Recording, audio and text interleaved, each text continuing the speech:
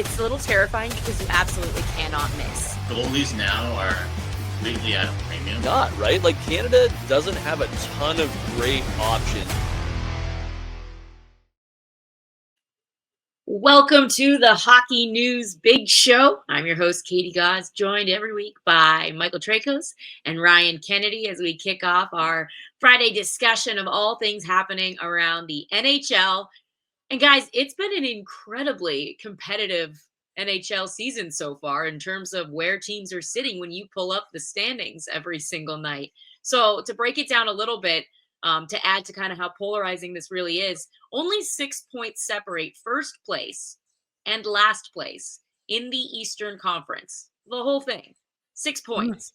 Then in the West, there are 6 different teams right now that are all within 3 points of that second wild card position. So lots of swapping and moving every night when someone wins or loses.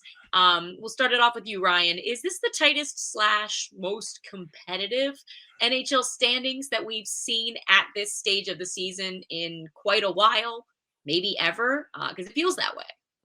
Most certainly. And, you know, the thing that strikes me right now is you look particularly in the Eastern Conference, pretty much everybody is playing really well at home. So they're establishing that, you know, they're getting the points when they should. They're really using that home ice advantage. I can't really think of why in particular it's working.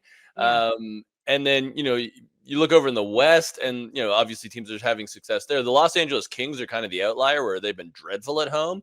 And maybe that's why they're not as high in the standings as we might have first anticipated. But it almost feels like there's two things happening at the same time here where you have, you know, the quote unquote gray beards in Pittsburgh, you know, Crosby and Malkin playing incredible hockey. But then you have the youngsters, you know, Macklin Celebrini in San Jose, Cutter Gauthier in Anaheim, Connor Bedard and Frank Nazar in Chicago, who are all elevating their teams.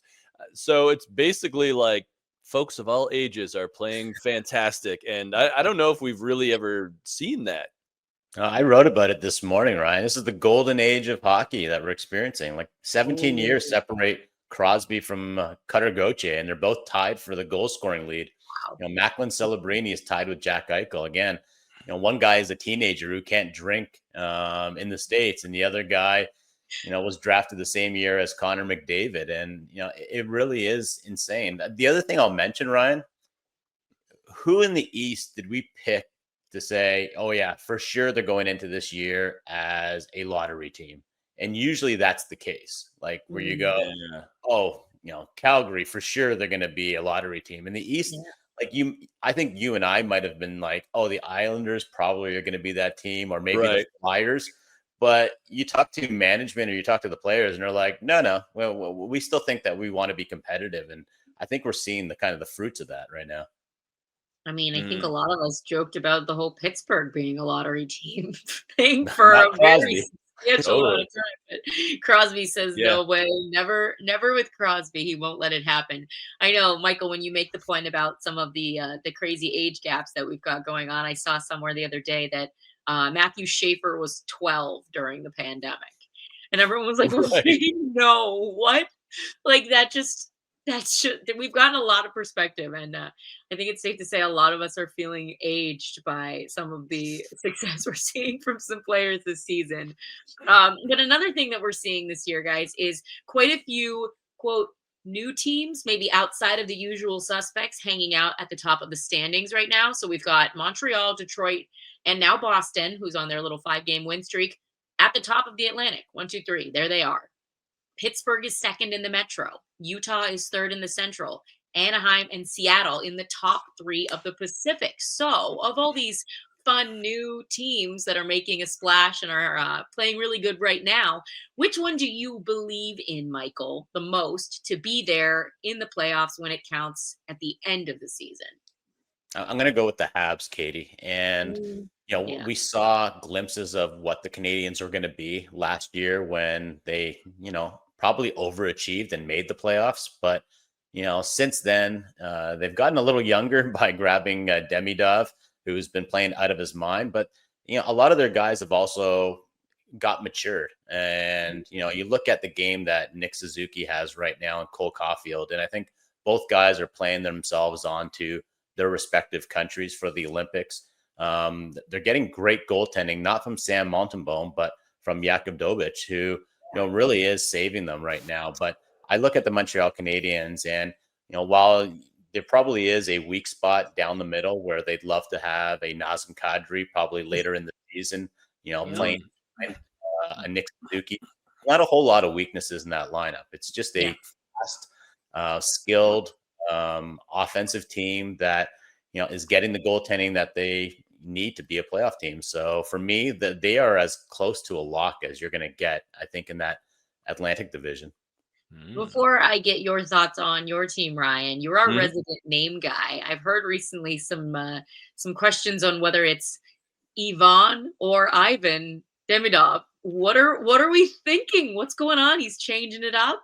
Ooh, yeah, I hadn't heard that. That's interesting. I mean, as far as I know, it was Ivan, but I also kind of come to the understanding over the years that we're probably saying every Russian name wrong. That's fair. Like Ilya Kovalchuk's agent once, I was talking to him and he called him Kovalchuk, and it was like, have I been saying it wrong for like a decade?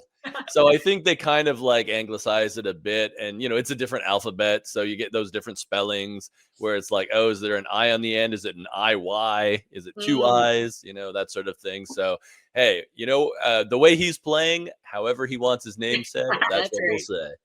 That's right. Oh man, I love it. All right, well, which team do you believe in that is at least making a name for themselves right now?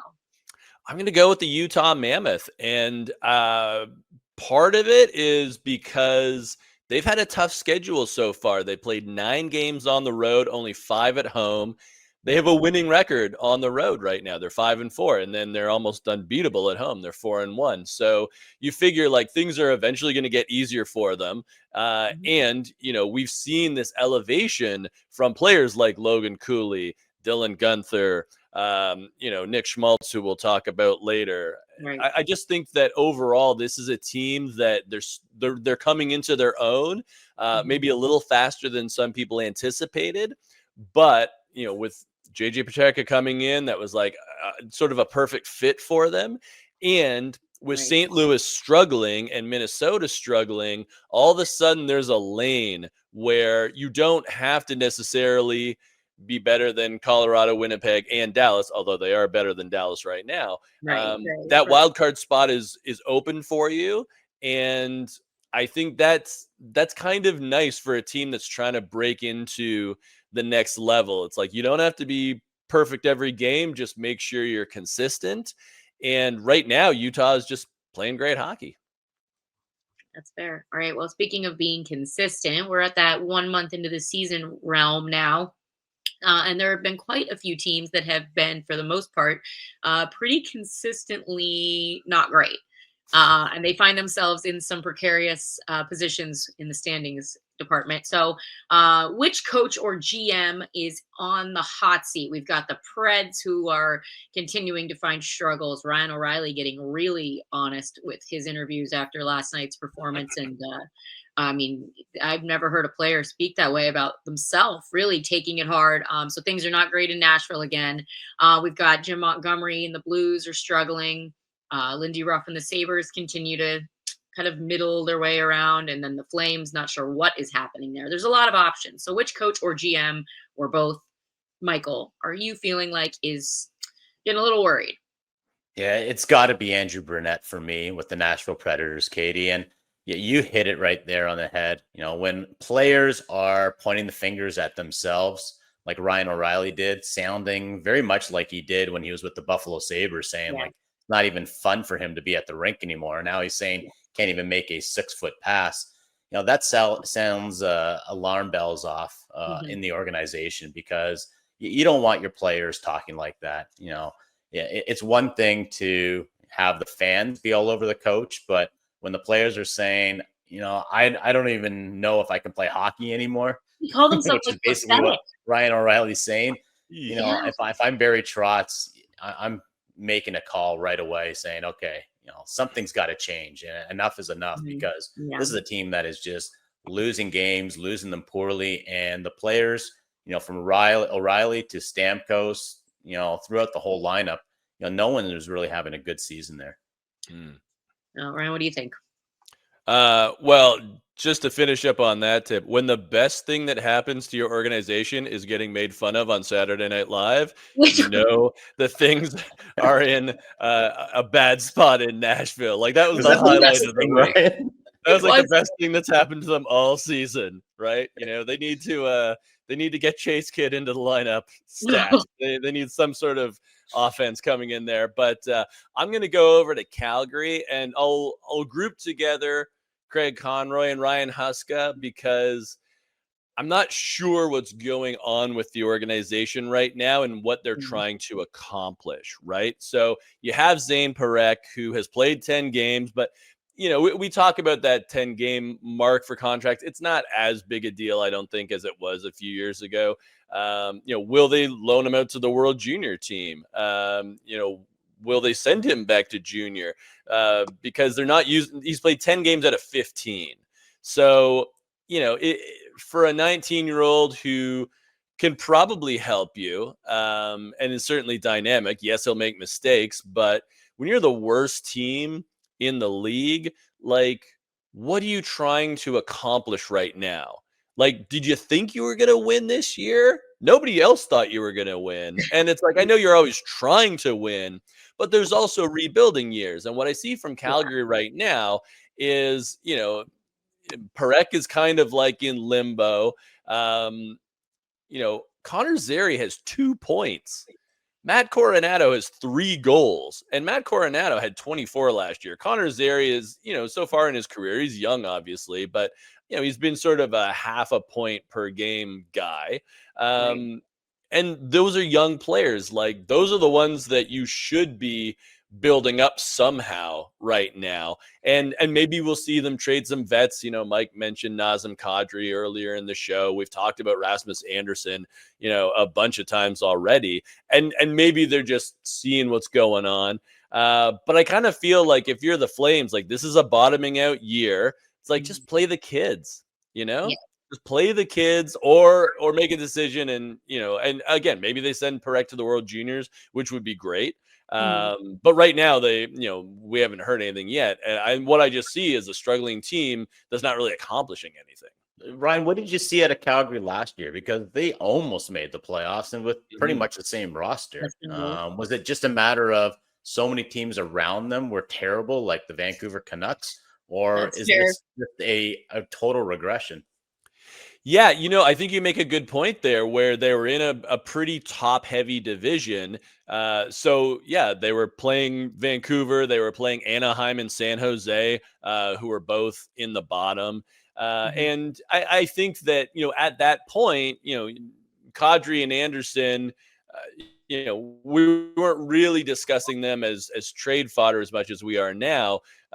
Dustin Wolf, I think, was the big factor last year where nobody knew how to handle him as a goaltender. They didn't have a book on him. He was brand new. He's super athletic. But now it's like, oh, okay, well, we've seen Dustin Wolf, and he's also playing more difficult competition. Like, they sheltered him for the most part last year, and he got his wins.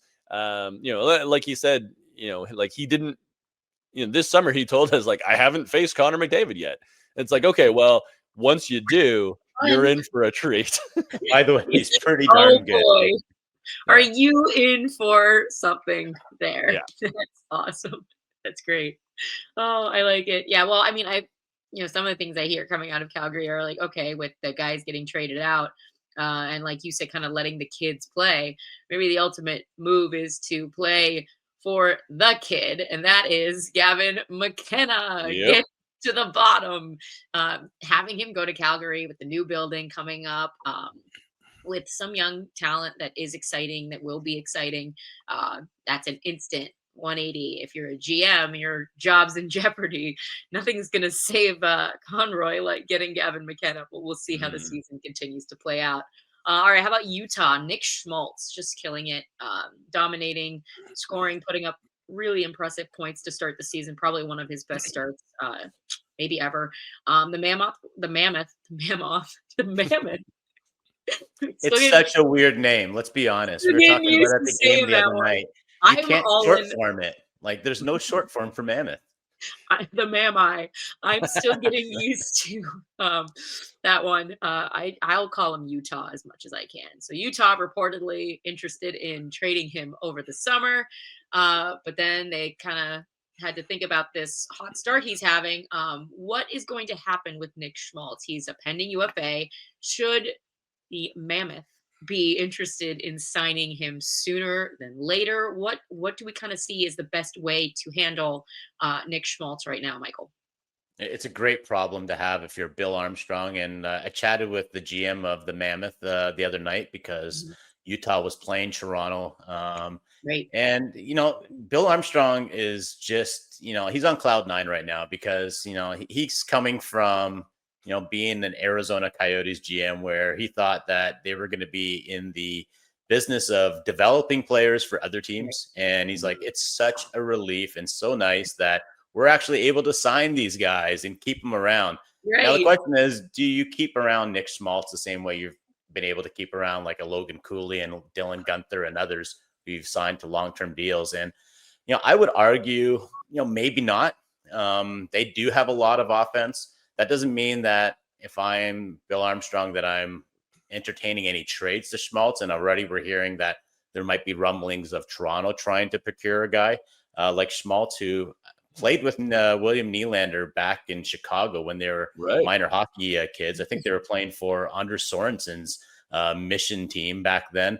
But, if I'm the Mammoth, I'm keeping Schmaltz as long as you're a playoff team. And if it means that you've got to keep him as an own rental and you lose him in the summer for, nothing, that's fine as long as you make the playoffs. I think if they start dipping, which I don't believe they will, I'm with Ryan here. I think this is a playoff team, but say if they do have a terrible next couple months, then you might entertain trading him. But right now, there's no way I'm taking him off this team.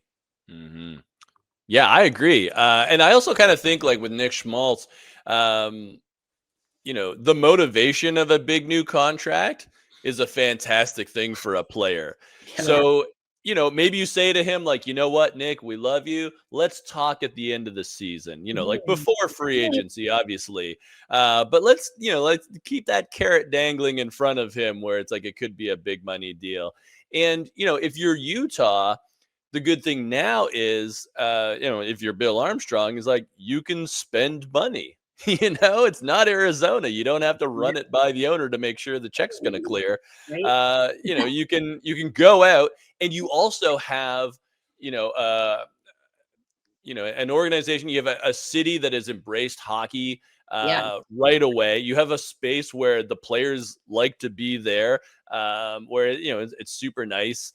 In Salt Lake City. Not that Arizona is not nice, but at least that there's stability in Utah. So now you can attract free agents and you can say like, hey, we have all our ducks in a row now. You don't have to worry about us moving again. So come here. We have a dynamic young team. At that point in the summer, you hopefully say like, hey, we made the playoffs and we hope to, take it to the next level. So maybe there is, a pending UFA or even via trade where you can bring in somebody if you decide that Nick Schmaltz has priced himself out, or if you just simply think you can upgrade. But in the meantime, I think, the way Nick Schmaltz is playing, it's like the best hockey of his career. You just got to keep him motivated. Yeah, good point. I think there's some guys that just play better in contract years. And I remember talking with the former Leaf GM, Dave Nonis, about this when Tyler Bozak was up. And I was like, so you guys talking contracts? He's like, no. He's like, once we talk contracts, I'm afraid he'll stop playing this way. Right.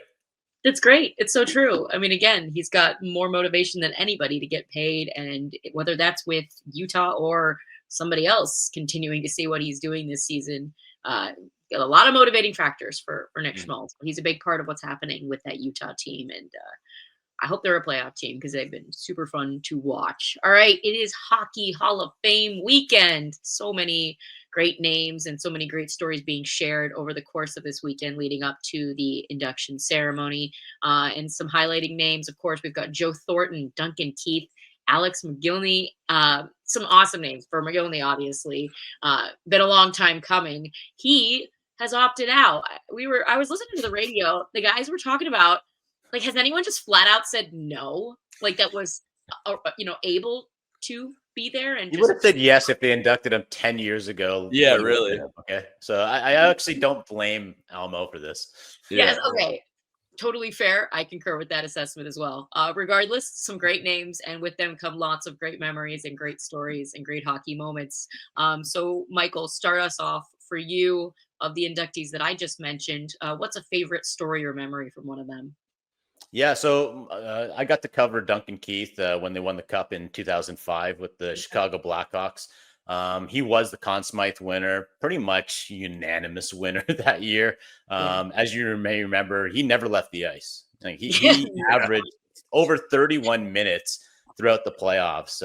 2 games he played over 46 minutes, once nearly 50 minutes in I think it was a triple overtime win. So at times they're calling him the Energizer Bunny. The simple name for him was the Freak, because who can play that long? And it's like, you're a defenseman always going back for the puck, and he was a puck moving defenseman too. So it was really unreal what he did. So that's the memory I have of Duncan Keith, just the guy that, he never tired. He was the marathon man out there.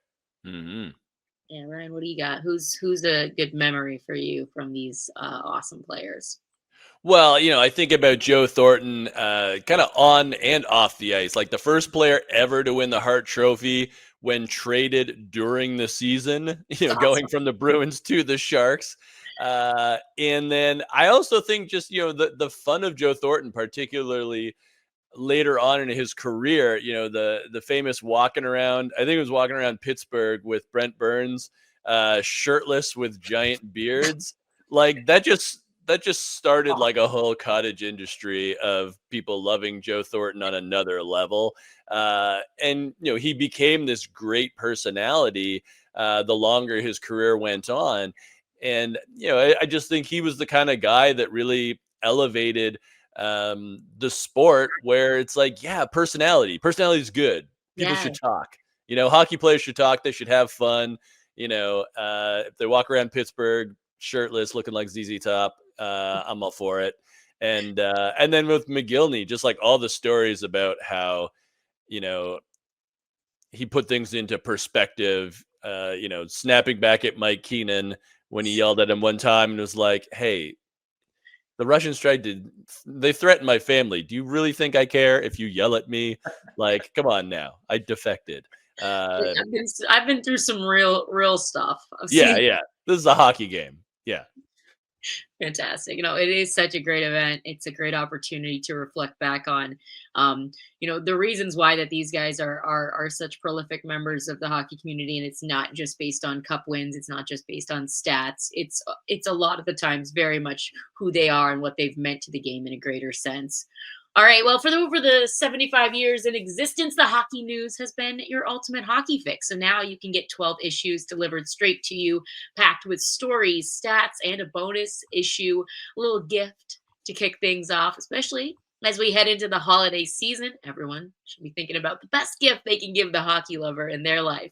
So make sure, if you want to check it out, you can head over to thn.com to get in on all of that action. Coming up next, we have got the BetMGM playbook with Gary Pearson.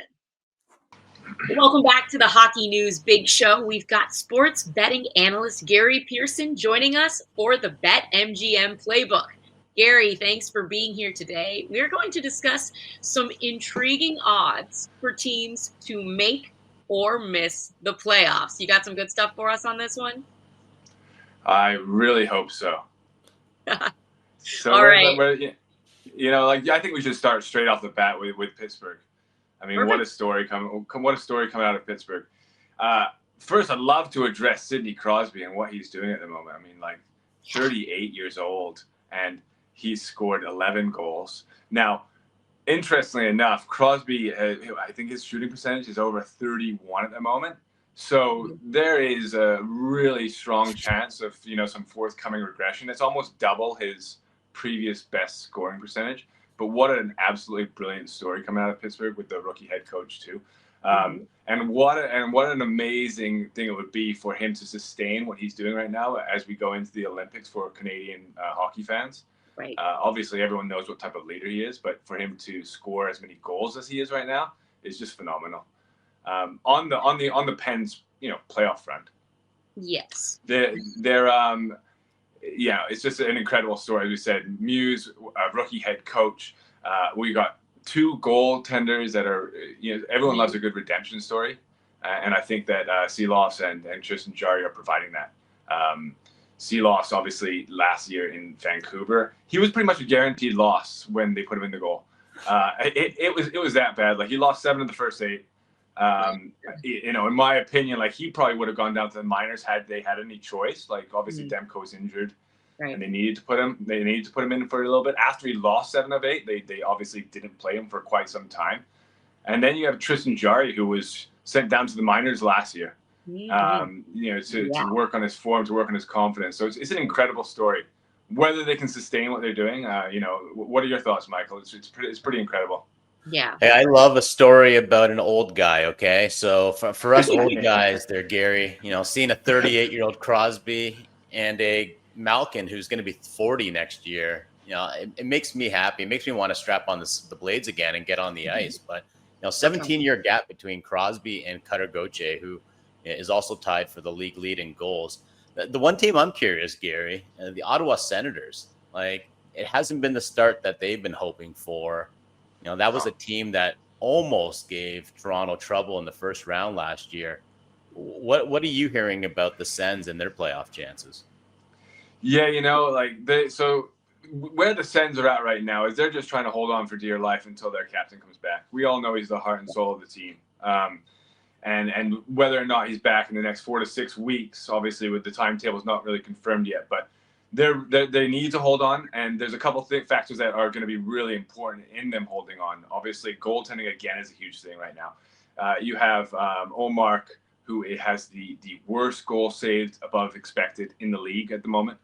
And 5th worst, I believe, is his backup, Levi Merilainen. And obviously, he's only played 2 games. But those types of statistics are just not conducive to a playoff run. Having said it, they lost 5 of the first 7 to start the season, and they've played better recently.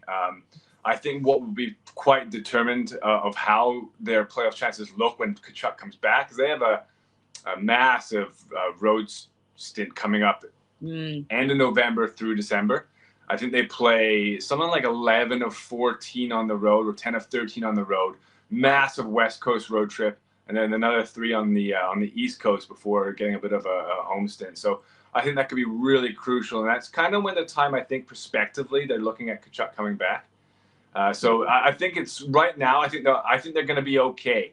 I think they're going to hang on for dear life, and when Tkachuk comes back, I think how he galvanizes the collective, I think they're going to go on a run. And Ottawa's used to going on runs. Like last year, they were quite a streaky team. They would go on runs of 4, 5, 6 winning streaks. And I think that's pretty crucial for them to get back into the playoff race. But it's all going to be determined when Tkachuk comes back, I think. Yeah, the Senators sitting at -120 odds to make it into the playoffs right now. But as we know, those things can always change. But when you're missing a key piece like a captain like Brady Tkachuk, obviously, to be sitting where they are, there's a lot of knowledge from the people that are making these odds, right? Knowing that this isn't the team necessarily we're seeing right now. That will be the team making that playoff push when it really counts. Keeping the discussion with odds going a little bit, we've got the New York Rangers, right, Gary, sitting at +150 to make the playoffs, yet they are tied for last in the Eastern Conference. They have been the worst team on home ice, and it isn't even a competition so far this season. So what has to change for the Rangers, for those odds to make more sense in terms of, is this a playoff team? With what we see right now, it doesn't feel like it at all. I'm going to butt in here. I know what they need, Gary. They need Panarin to start scoring. Yeah. Do they ever? I mean, yeah, there's so many factors at play. Speaking of which, Michael, they have one of the highest expected goals percentages in the league. They create enough chances. They create a bundle of chances on home ice. Obviously they're singing the blues in the Big Apple at the moment, but and the interesting thing is that it's such a dichotomy from how they play on the road. Like, they are the best road team in the league right now, percentage-wise. which is quite staggering. I mean, how you can be so good on the road and so poor at home. I mean, sometimes you have to wonder what's going on in the locker room. Obviously, you have a head coach that's just come into the scene. How long is it going to take him to adapt to things? And what's going on at home? And sometimes when you start playing poorly at home, you start holding the sticks a bit too tight. That's one of the key things for me. Like, they're creating the chances, but they need to score. And Panarin needs to step up like he did for most of last season, right? Yeah, absolutely. I mean, if your big guys are not putting the puck in the net, that's going to be a huge issue. And we're getting good plays from Shesterkin, right? I mean, compared to maybe last season was a little bit more of a battle from him, but we've certainly seen a bit of a resurgence in terms of, him doing his part. He's pulling the rope his way. They just need the offense to start pulling the rope on their end. How about this one? We can talk a little bit about the Detroit Red Wings and what we've seen from them. New head coach comes in last year. We saw the start to the season that they had that really bad game, and they really haven't looked back. Clearly, something was said. They started to establish a culture. They've been winning. And Patrick Kane coming back again, becoming a big part of the group there. So how much can his involvement and his contributions reinforce their plus 150 odds of making the playoffs this year, Gary? Yeah, he's just so instrumental, isn't he? Like, I mean, leadership wise as well. And I think he will be, honestly, I think he will be with USA in the Olympics as well. I think that, interestingly enough, for the Wings, they have done something that people didn't think they could do to start the season, especially without Patrick Kane. Like, they're in a position, they're in a playoff position. They've won 9 games already with the 4th worst goals percentage. Their statistics are actually pretty poor across the board. Most of their statistics are pretty poor. And they're in a position of strength, which I guess is a testament to, how resilient they've been without Kane. The goaltending has been pretty decent. They are the second best home team, which tied for the second best home team. Mm-hmm. So that's pretty big. And then their special teams have been absolutely brilliant, which again, Kane's going to improve, right? Like, he's going to obviously not. He doesn't do too much in the penalty kill, facet, but coming back on the PP. And they already have, I think it's a top 10 PP, and they have the best penalty kill in the league. So I think once Kane comes back and he adds a little bit of confidence to the collective in terms of goal scoring, which they're going to need because they're ranked pretty low there. I'm a big fan of what Detroit's doing in early season. Obviously, Yzerman's project has taken forever to come to fruition. The Yzer plan. So, yeah. So, but I think it's a really promising start. And because of how well they've done in the initial stages of the season, I think it's going to be slightly easier to sustain that when Kane comes back, especially with how poorly statistically they've been. Yeah, Michael, you buying into this? You think Kane is a secret sauce for the Wings? I think so. Like, we're talking about old guys like Malkin and Crosby. Kane, put him up there. And, this year, I know he's only played 5 games, Katie, but he's already got 5 points in, those 5 games. So, as long as he can stay healthy, and I think that's the big question, not only with Kane and the Red Wings, but probably the Penguins as well, because so much of what we're seeing with Pittsburgh is all revolving around those veterans that all, combined for a cup back in like 2009, if you can believe it. It's been that long. So yeah, I do like Detroit. I've been a sucker for, rooting for the Red Wings to, at least get a playoff appearance in that Little Caesars Arena. It's been far too long since we saw the Red Wings in the playoffs. So I like that, Gary. That pizza has gone cold at Little Caesars Arena waiting for it. Like, you're looking at refrigerated pizza. That's I don't know about that. No. We got another interesting one with the Pens on the Pens front. I was just thinking, Dan Muse, their head coach, he's 5 years older than Crosby. Is that right? Yeah, I think Muse is 43 and Crosby is 38. It's just it's a fascinating story coming out of Pittsburgh. I love it. Yeah, and a fun fact about Dan Muse, he recruited my brother to Yale. So we like Dan Muse and the Gaus family over here. love the Ivy. Loving the Ivy. That's right. All right, Gary, thank you so much for joining us for the BetMGM Playbook. Good stuff as always. We will see you next time. Coming up next, everybody, we've got rapid fire, so let's dive right in. Awesome stuff from Gary, as always, our sports betting expert. Let's get into some rapid fire now, guys. Now that we just talked about the Hockey Hall of Fame earlier with Mogilny being finally inducted, who is the, quote, next player that is long overdue that should be getting into the Hockey Hall of Fame? Ryan, kick it off. Okay, this has been one that I've said for years now, but it's come to the fore since Mogilny's in. John Mayasich, who is an absolute icon in Minnesota, may not be known to everybody, especially in Canada, but he won 4 straight high school championships. Then he went to the Minnesota Golden Gophers. His number was the first ever retired by the University of Minnesota.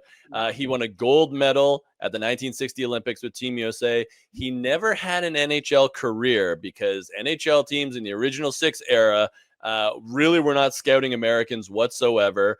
He ended up working at radio stations behind the scenes for years, but he is still supporting the Gophers. I actually saw him, I guess it was 2 years ago when the Frozen Four was in Tampa Bay, and the Gophers were there, Matthew Nyes and a lot of other great players there. So this guy's an icon. Put him in as a builder if you want, because he didn't play in the NHL, but the international career he had with Team USA on top of the Olympics, he played at the World Championships as well. This is a guy that he should be in there because, I mean, back in the day, he was just an absolute powerhouse. And it just so happened that, the original 6 franchises weren't looking at the college game at the time. I feel like I just learned a lot. Yeah. Did Michael? The more you know. Put him in already. Come on, guys. I know. All right, Michael, who's your pick? I'm going to go on the Canadian side. I'm going to say Paul Henderson. And I know others have been banging this drum for a long, long time. Obviously, when you think of Paul Henderson, you don't think about his NHL career, although he did play for, 13 seasons in the NHL. What you do think of him as is the guy that scored a lot of important goals against the Soviet Union back in the 72 Summit Series. So, for a generation of hockey fans in Canada, Paul Henderson was the Sidney Crosby in the sense that he was scoring that golden goal. And while he's in the Hockey Hall of Fame, in the IIHF Hockey Hall of Fame, and he's been given like the Order of Canada by Hockey Canada, the one thing missing is getting him into the Hall. And, I guess like Ryan's pick, it is pretty much overdue. Mm-hmm. I like it, guys. Good stuff. Obviously, sometimes you have to go back a little bit further when you're talking about guys that have maybe been forgotten, but are certainly very, very due. And it isn't just about the NHL, right? It's about hockey as a whole. It's about all those international contributions. And there's certainly a long list of guys who have been impactful from all the different nations. All right. How about this? Quick one for you both. Who is the biggest bargain of the offseason?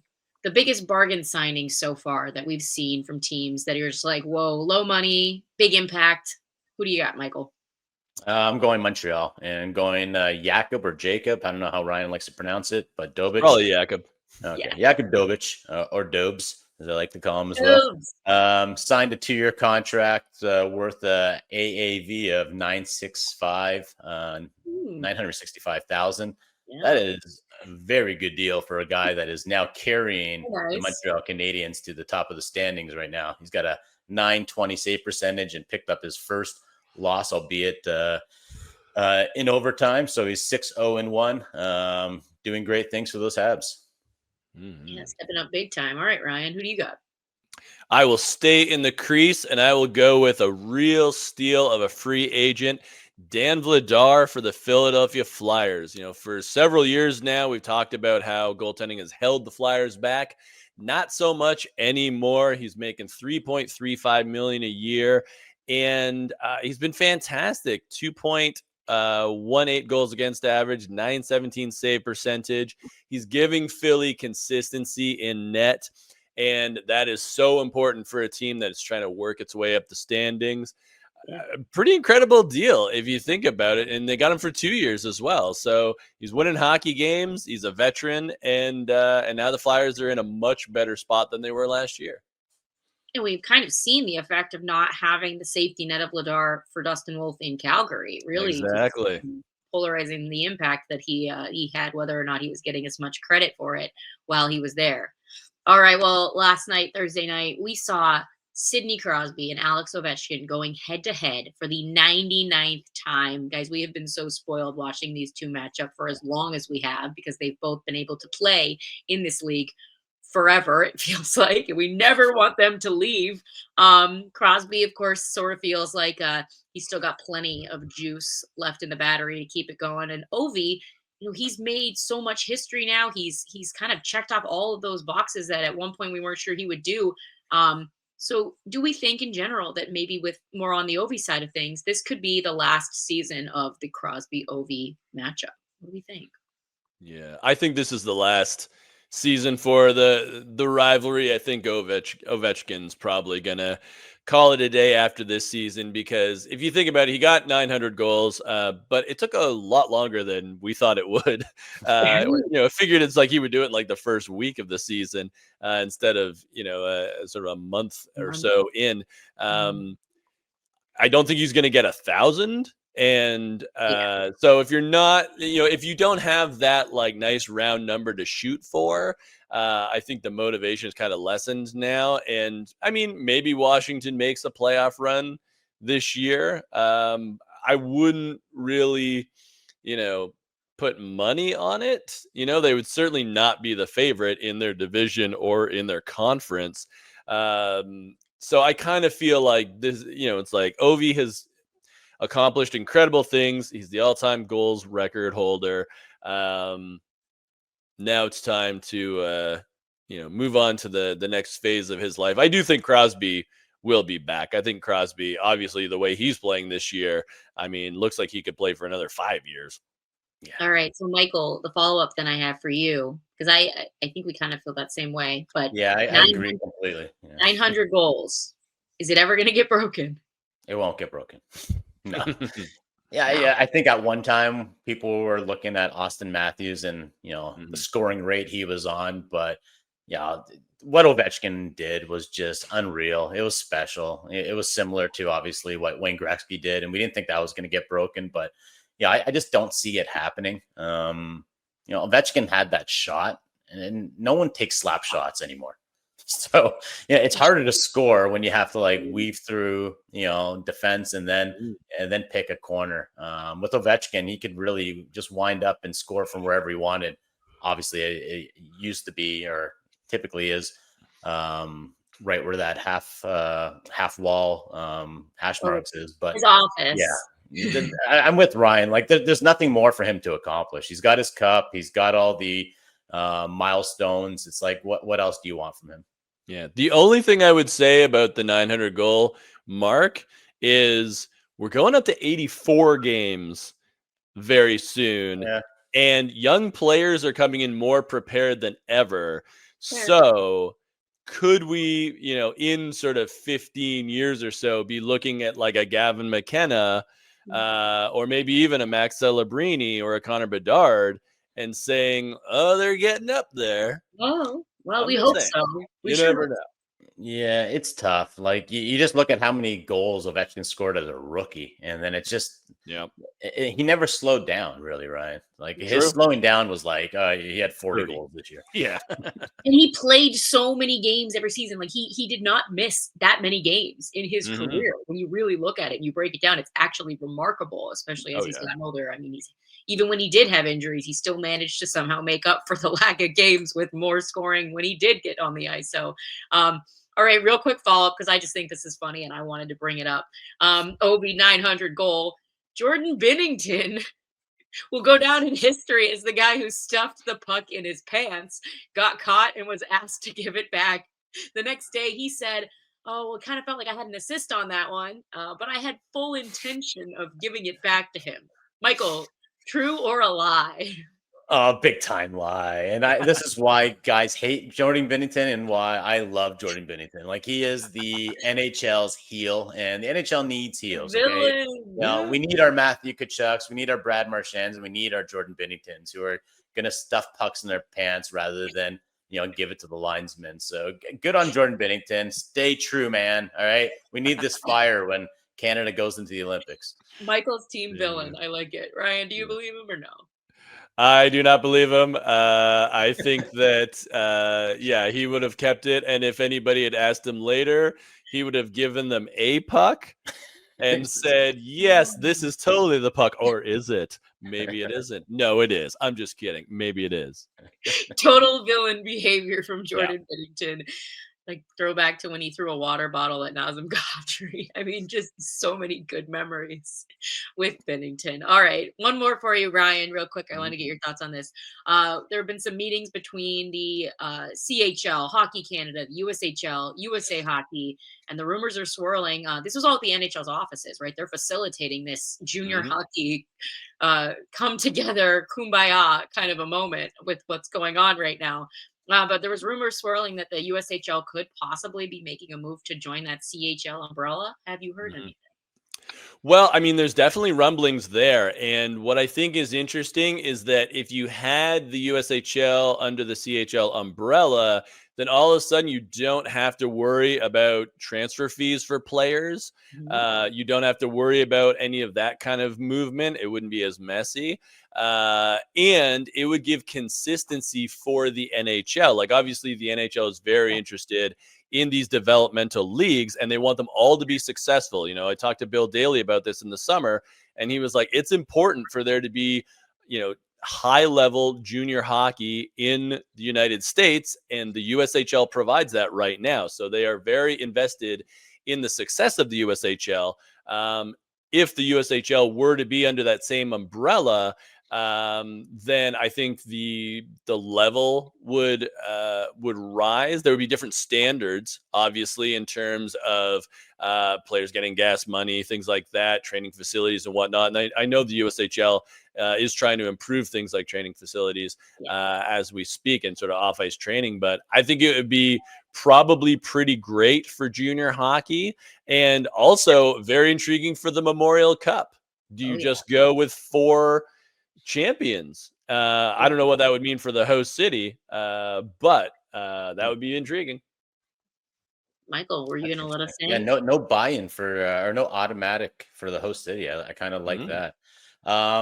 Obviously there already are teams from the US in the CHL, so welcoming in more wouldn't be that big of a deal. I like it.